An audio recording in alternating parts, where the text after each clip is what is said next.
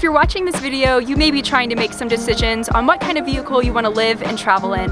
Well, I've lived in a small budget van as well as a hand-built Sprinter van, and both of them were awesome during the time that I had them.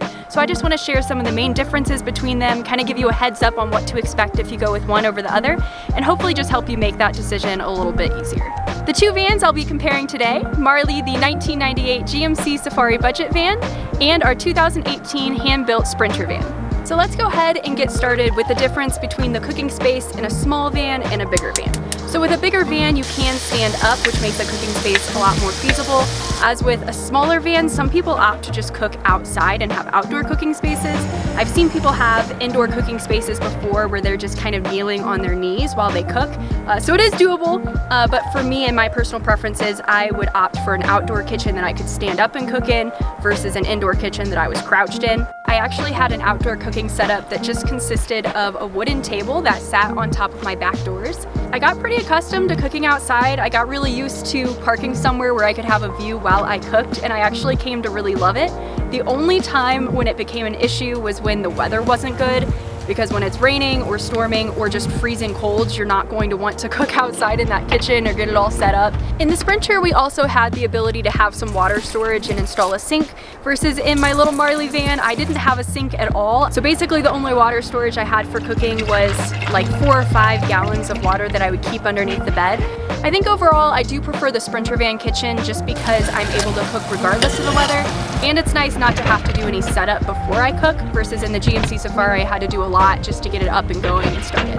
A pretty obvious difference between the two vans, one you can stand up in and one you really cannot. Smaller vans are hard to live in, a lot easier to live out of, versus a Sprinter van, it feels like we can actually enjoy our time in the vehicle. When I was in the smaller vehicle with my sister and we were doing work or honestly just relaxing, a lot of times it felt similar to being in a coffin. Very closed in, very tight, very scrunched. We made it work, but it definitely was not easy. So if you're someone that does need more comfort in their daily life, that smaller van might not be the best option for you. When I was building out Marley, I didn't have the time or the budget to delve into learning how to install solar, so I used a portable power station as my sole source of power. It was much more convenient and cost-effective to have a ready-to-use portable power setup shipped straight to me. Big thank you to Geniverse for sponsoring today's episode. I would charge my laptop, drink blender, drone, all kinds of camera gear, my phone, and even my van vacuum all off a portable power battery. Then when the battery needed to be charged back up, I'd just plug it into the carport while I was driving or into an available wall outlet. If you're boondocking somewhere, trying to save gas money like the rest of us, and need to charge the battery up without driving, you can also attach the foldable solar panels to power up with the sun. It's really easy to get these connected, so you don't have to be tech savvy at all to get this system working. Once charged up, the Geniverse battery has a long-lasting capacity of 1,002 watt-hours, so it's able to provide power to your crucial items for up to a week on just one single charge. I'd have to say this is one of the most competitive batteries I've seen on the market, with 3 AC outlets, 2 USB slots, and what I consider to be a bonus is having that modern USB-C option as well. Oh, and I should mention that those 2 USB slots have the Qualcomm Quick Charge 3.0, which basically means faster power output, so the devices you're charging take less time to get fully juiced up. Thankfully, our permanent power setup in the Sprinter is working great, but we still use the portable power to have a movable outlet as well as a backup option in case our main power setup was to fail for any reason. Plus, with it only weighing 23 pounds, we can easily use it outside the van whenever we want to. Back in my first budget rig, this power option saved me thousands of dollars and the hassle of trying to figure out how to install working solar. So depending on what you're wanting, this might be a good option for you too. And if that's the case, make sure to use the coupon I've linked in the description for a percentage off. What do you think of the Geniverse? What do you guys think?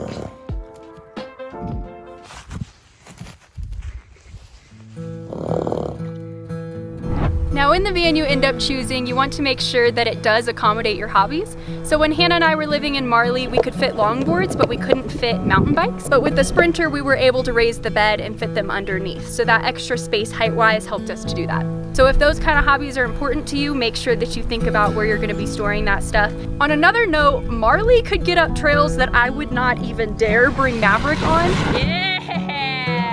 So you're gonna want to think about if you want a 4-wheel drive vehicle or if a 2-wheel drive vehicle is going to be plenty enough for you. Just things to think about before you make that purchase. So a pretty obvious difference that I'm sure is already on your mind is the price difference between a big Sprinter van and more of a budget small vehicle. But I don't want you to just think about the cost difference with the initial purchase. You also need to think about the difference in cost for insurance, gas, and repairs. Maverick takes diesel, which is significantly more expensive than regular gas, which is what Marley took.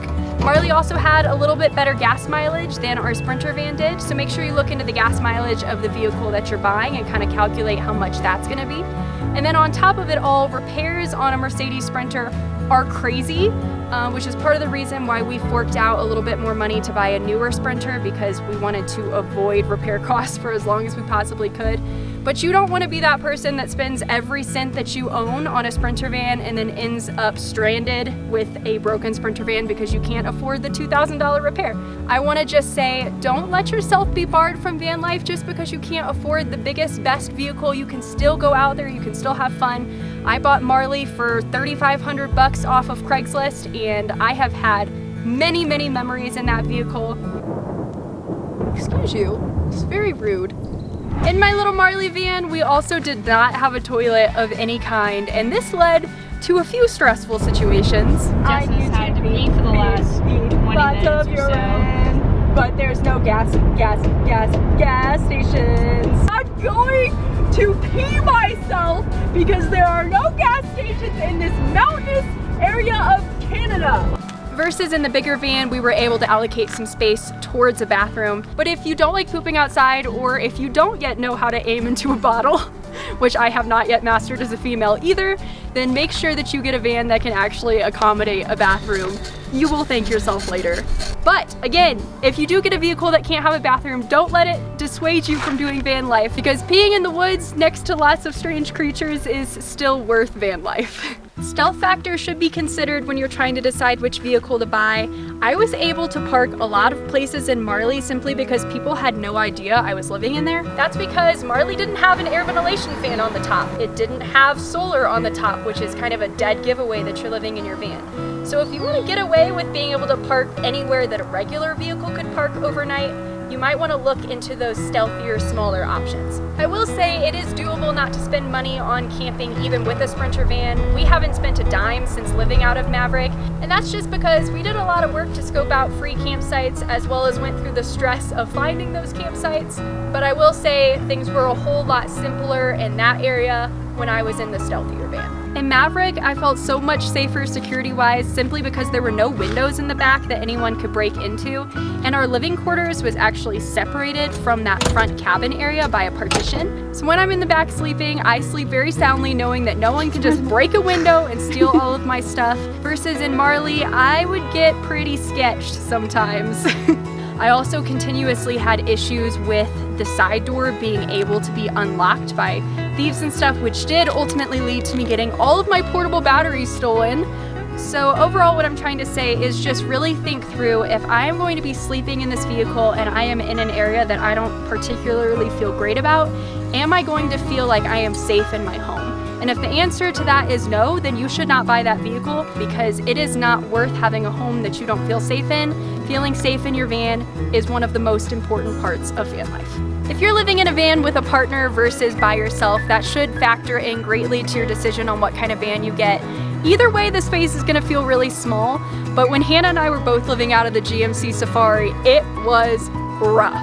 Like, my stuff was always on top of her stuff. She would have to like crawl over top of me to get to it, and then we would start arguing about something dumb. Yes.